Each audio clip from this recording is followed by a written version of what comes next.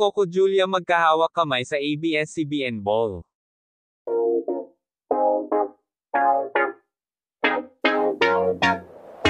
Magkahawak kamay na rumampa sa red carpet ng ABS-CBN Ball 2023 ang kapamilya couple na sina Julia Montes at Coco Martin.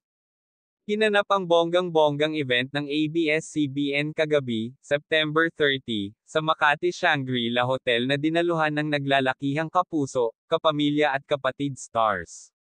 Ito ang kauna-unahang pagkakataon na umattend sina Coco at Julia sa naturang event bilang magkarelasyon kaya naman tuwang-tuwa ang kanilang mga fans and supporters. Guwapong-guwapo si Coco sa suot niyang black tuxedo habang maladyosa naman si Julia sa kanyang black gown dahil lutang na lutang ang kanyang kagandahan ng rumampa sa red carpet. Sa panayam ng ABS-CBN, sinabi ni Julia na kakaibang kaligayahan ang nararamdaman niya sa muling pagsasama-sama ng mga kapwa niya kapamilya sa isang makabuluhang event makalipas ang mahabang panahon. We are good and very happy kasi ito nagsama-sama tayo ngayon and after a long time, di ba?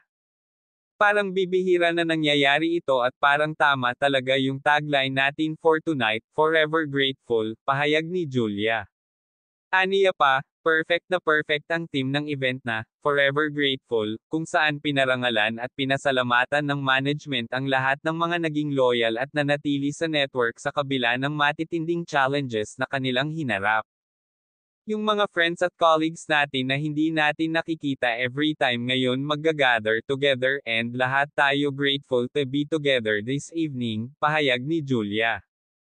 Todo naman ang pasasalamat ni Coco dahil hanggang ngayon ay patuloy pa rin silang nagtatrabaho sa kabila ng mga pagsubok na kanilang kinaharap. Siyempre na hanggang ngayon ay nandito tayo nagsasama-sama para patunayan yung pagmamahalan, pagkakaisa na hanggang ngayon ay lumalaban pa rin. Nagpapasalamat ako dahil hanggang ngayon ay may trabaho tayo. Marami pa ring trabaho yung mga kasama natin sa industriya.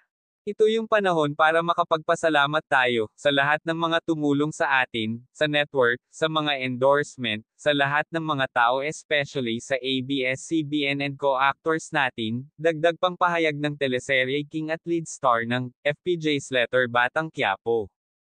Matatanda ang noong May 2023 ay inamin nina Coco at Julia ang kanilang relasyon sa madlang people.